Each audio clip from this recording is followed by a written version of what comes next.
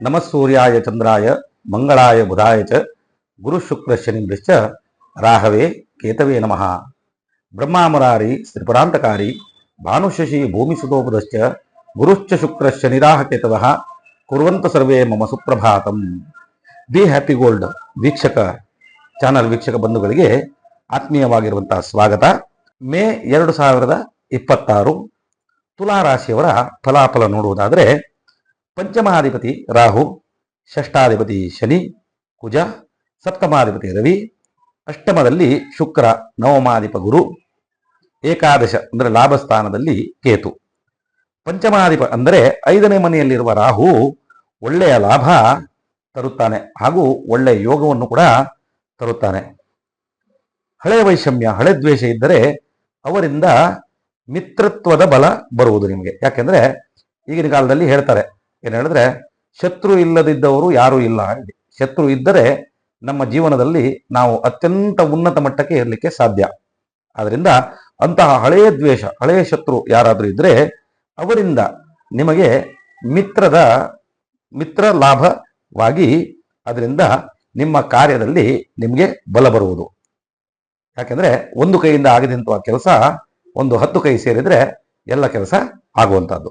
ಹಾಗೂ ಯಾರಾದರೂ ನಿಮಗೆ, ಇವಾಗ ನಾವು ಹೇಳ್ತೇವೆ ಒಂದು ಕೃತ್ರಿಮ ಹೇಳಿ, ಅಂದ್ರೆ ಕೆಟ್ಟ ಮಾಟ ಮಾಡುವಂತಹದ್ದು, ಮಂತ್ರ ಮಾಡುವಂತಹದ್ದು ಇತ್ಯಾದಿ, ಮಾಟ ಮಂತ್ರ ಇತ್ಯಾದಿಗಳನ್ನು ಮಾಡಿ ಕೆಡಿಸುವಂತಹದ್ದು ಇತ್ಯಾದಿಗಳನ್ನು ಮಾಡಿದ್ರೆ ಯಾರು ಮಾಡಿಸಿರ್ತಾರೋ ಅವರಿಗೇ ಅದರದ ಕೆಟ್ಟ ಫಲ ಸಿಗುವಂಥದ್ದು.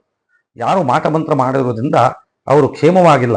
ಆದರೂ ಕೂಡ ಮಾಡಿಸಿದವರಿಗೂ ಕೂಡ ಈ ತಿಂಗಳಿನಲ್ಲಿ ವೈಶಾಖ ಹುಣ್ಣಿಮೆಯ ಸಾಯಂಕಾಲ ಗೋಧೂಳಿ ಲಗ್ನದಲ್ಲಿ ಶ್ರೀ ಸತ್ಯನಾರಾಯಣ ಸ್ವಾಮಿಯ ಪೂಜೆ ಮಾಡಿ ಆ ಪ್ರಸಾದವನ್ನು ಸ್ವೀಕಾರ ಮಾಡುವುದರಿಂದ ಹೊಟ್ಟೆಯಲ್ಲಿರುವಂತಹ ಮದ್ದು ಅಥವಾ ಯಾವುದೇ ರೀತಿಯಲ್ಲಿ ಕೃತ್ರಿಮ ಪೀಡೆ, ಯಾಕೆಂದ್ರೆ ಹುಣ್ಣಿಮೆಯ ಬೆಳಕು, ನಾವು ಹೇಳ್ತೇವೆ ಕತ್ತಲೆಯಿಂದ ಬೆಳಕಿನೆಡೆಗೆ ಹೇಳಿ, ನಮ್ಮ ಜೀವನದಲ್ಲಿರುವಂತಹ ಎಲ್ಲ ಕತ್ತಲೆ ಅಂದ್ರೆ ಕೃತ್ರಿಮ ಯಾವುದೇ ಬಾಧೆ, ಮಾಟ ಮಾಡಿಸುವಂತಹದ್ದು, ಕೆಟ್ಟದನ್ನು ಏನಾದರೂ ಮಾಡುವಂಥದ್ದು, ಶತ್ರು ಪೀಡೆಗಳು, ಇದೆಲ್ಲ ಪರಿಹಾರ ಆಗಬೇಕಾದ್ರೆ ವೈಶಾಖ ಹುಣ್ಣಿಮೆ ಆ ದಿನ ನರಸಿಂಹಸ್ವಾಮಿ ಆರಾಧನೆ ಮಾಡಿ ಸಾಯಂಕಾಲ ಸತ್ಯನಾರಾಯಣ ಸ್ವಾಮಿಯ ಪೂಜೆ ಮಾಡಿಸಿದಲ್ಲಿ ಎಲ್ಲ ತೊಂದರೆ ಪರಿಹಾರ ಆಗುವುದು.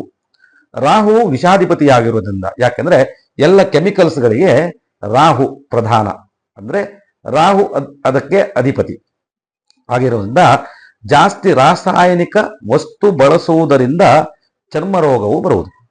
ಅದಕ್ಕೆ ಪರಿಹಾರವೂ ಕೂಡ ರಾಸಾಯನಿಕ ವಸ್ತು. ಯಾಕೆಂದ್ರೆ ನಾವು ಹೇಳ್ತೇವೆ, ಹಾವು ಕಚ್ಚಿದ ವಿಷ ಹಾವಿಂದಲೇ ತೆಗಿಬೇಕು ಹೇಳಿ, ವಿಷವನ್ನು ವಿಷದಿಂದಲೇ ತೆಗಿಬೇಕು. ಎಷ್ಟೋ ಒಂದು ವಿಷದಿಂದ ಈಗಿನ ಕಾಲದಲ್ಲಿ ಔಷಧಿಯನ್ನು ಮಾಡುತ್ತಾರೆ ವೈದ್ಯರು, ಅವ್ರಿಗೆ ಗೊತ್ತಿರಬಹುದು. ಆದ್ರಿಂದ ಆದಷ್ಟು ರಾಸಾಯನಿಕ ವಸ್ತು ನಮಗೆ ಎಷ್ಟು ಕೆಟ್ಟದ್ದೋ ಅಷ್ಟೇ ಆ ಕೆಟ್ಟದ್ದನ್ನು ತೆಗಿಲಿಕ್ಕೂ ಕೂಡ ಆ ರಾಸಾಯನಿಕ ವಸ್ತುಗಳೇ ಬೇಕಾಗಿರುವಂತಹದ್ದು. ಆದಷ್ಟು ಹೊರಗಿನ ತಿಂಡಿ, ಹೊರಗೆ ನಮಗೆ ನೋಡ್ಲಿಕ್ಕೆ ಭಾರಿ ಸುಂದರವಾಗಿ ಕಾಣ್ತದೆ. ಹೊರಗಿನ ತಿಂಡಿ ನಮಗೆ ಎಲ್ಲ ತಂಪು ಪಾನೀಯ ಇರಲಿ ಅಥವಾ ಎಣ್ಣೆಯಲ್ಲಿ ಕರೆದಂತಹ ಬಜ್ಜಿ ಬೋಂಡಾಗಳು ನೋಡ್ಲಿಕ್ಕೆ ಭಾರಿ ಖುಷಿ ಆಗತ್ತೆ, ತಿನ್ನುವಂತಹ ಆಸೆಯೂ ಕೂಡ ಬರುತ್ತದೆ.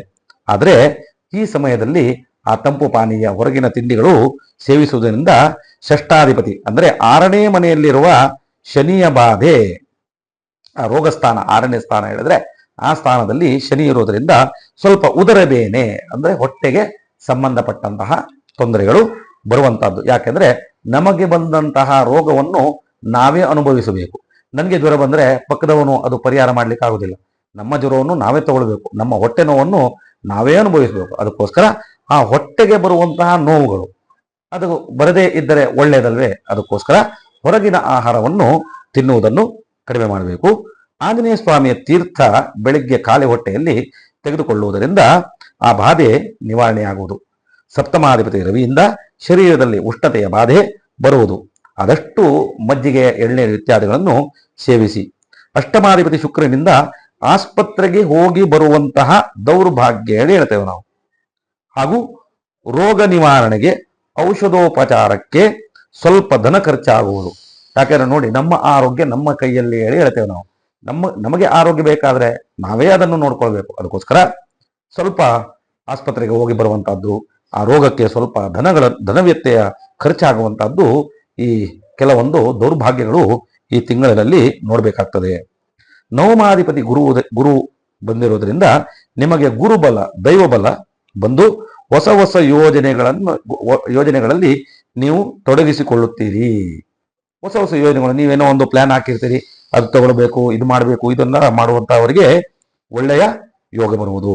ಲಾಭಸ್ಥಾನದಲ್ಲಿ ಕೇತು, ಲಾಭಸ್ಥಾನ ಹೇಳಿದ್ರೆ 11ನೇ ಸ್ಥಾನದಲ್ಲಿ ಕೇತು ಇರುವುದರಿಂದ ಈ ಭೂಮಿಗೆ ಸಂಬಂಧಪಟ್ಟಂತಹ ಉದ್ಯೋಗ ಮಾಡುವವರಿಗೆ, ಅಂದ್ರೆ ರಿಯಲ್ ಎಸ್ಟೇಟ್ ಹೇಳಿ ಹೇಳ್ತೇವೆ ನಾವು, ಆ ಉದ್ಯೋಗ ಮಾಡುವವರಿಗೆ ಒಳ್ಳೆ ಧನ ಲಾಭ ತಂದು ಕೊಡುವುದು. ಈ ಭೂಮಿಯಲ್ಲಿ, ಯಾಕೆಂದ್ರೆ ರೈತರಿಗೆ ಗೊತ್ತು, ಈ ಭೂಮಿಯಲ್ಲಿ ಒಂದು ಧಾನ್ಯ ಹಾಕಿದ್ರೆ 1000 ಅಲ್ಲ ಲಕ್ಷ ಪಟ್ಟಲ ಲಾಭ ನಮಗೆ ಆ ಭೂಮಿ ತಾಯಿ ಕೊಡ್ತಾಳೆ ಹೇಳಿ. ಅದೇ ರೀತಿಯಲ್ಲಿ ಈ ಭೂಮಿಯ ವ್ಯವಹಾರ ಮಾಡುವವರಿಗೆ ಈ ತಿಂಗಳು ಒಳ್ಳೆ ಅಭಿವೃದ್ಧಿಯಾಗುವಂಥದ್ದು. ತಿಂಗಳ ಅಂತ್ಯದಲ್ಲಿ ಆರೋಗ್ಯವು ಸುಧಾರಿಸುವುದು. ಬೆಟ್ಟದಾಧಿಪ ಅಂದ್ರೆ ಪರ್ವತದಲ್ಲಿ ಇರುವಂತಹ, ಬೆಟ್ಟದಲ್ಲಿ ಇರುವಂತಹ ದೇವರ ಆರಾಧನೆ ಅಂದ್ರೆ ಯಾರು? ಶ್ರೀ ವೆಂಕಟೇಶ್ವರ ಸ್ವಾಮಿ, ತಿರುಪತಿ ಅಥವಾ ವೆಂಕಟೇಶ್ವರ ಸ್ವಾಮಿಯ ಆರಾಧನೆ ಮಾಡುವುದರಿಂದ ಒಳ್ಳೆ ಉತ್ತಮ ಲಾಭ. ಕಲ್ಯಾಣಾದ್ಭುತ ಗಾತ್ರಾಯ ಕಾಮಿತಾರ್ಥ ಪ್ರದಾಯನೆ ಶ್ರೀಮದ್ ವೆಂಕಟನಾಥಾಯ ಶ್ರೀನಿವಾಸಾಯ ತೇ ನಮಃ ಅನ್ನುವಂತಹ ಶ್ಲೋಕವನ್ನು ಹೇಳಿ ಶನಿವಾರ ಸಂಜೆ ಆ ವೆಂಕಟರಮಣ ಸ್ವಾಮಿಗೆ ಮನೆಯಲ್ಲಿ ನಮಸ್ಕಾರ ಮಾಡುವುದರಿಂದ ನಿಮ್ಮ ಶಾರೀರಿಕ, ಮಾನಸಿಕ, ಆರ್ಥಿಕವಾಗಿರುವಂತಹ ದೋಷಗಳು ಪರಿಹಾರ ಆಗುತ್ತೆ. ಯಾಕೆಂದ್ರೆ ಕಲವು ವೆಂಕಟನಾಯಕವು, ಕಲಿಯುಗದಲ್ಲಿ ನಮ್ಮ ವೇಂ ಹೇಳಿದ್ರೆ ನಾವು ಮಾಡುವಂತಹ ಪಾಪ, ಮಾಡಿದಂತಹ ಕರ್ಮಗಳು, ಕಟಯತಿ ಅಂದ್ರೆ ಎಲ್ಲ ನಾಶ ಮಾಡುವಂಥದ್ದು ಶಕ್ತಿ ಆ ಬೆಟ್ಟದಾಧಿಪ ಶ್ರೀನಿವಾಸನಿಗೆ ಇರುವುದರಿಂದ ಆ ಶ್ರೀನಿವಾಸನ ಆರಾಧನೆ ಈ ತಿಂಗಳು ಮಾಡುವುದರಿಂದ ಶುಭವಾಗುವುದು. ಒಳ್ಳೆಯದಾಗಲಿ. ಧನ್ಯವಾದಗಳು.